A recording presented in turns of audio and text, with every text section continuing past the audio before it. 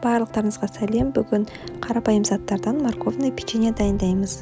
Ең алдымен ыдысымызға қантымызды салып, үстінен майымызды салып, екеуін жақсылап езіп араластырып аламыз.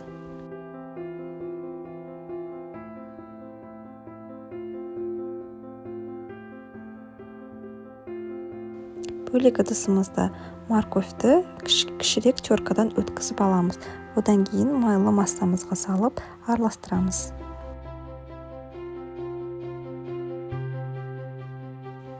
Ұнымыздан 2 ас қасық ұн алып қаламыз. Қалған ұнды разрыхлителмен қосып араластырамыз. Морковьті массамызға салып, барлығын жақсылап қасықтың көмегімен араластырып алып, одан кейін қолымызбен қамырды илейміз.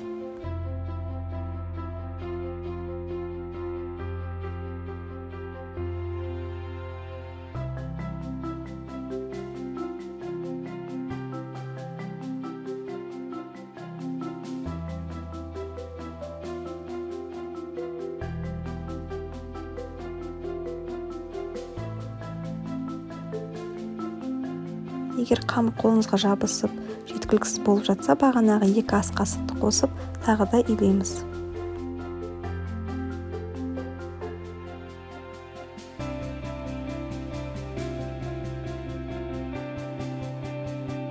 Міне бізде осындай әдемі тесто пайда болды.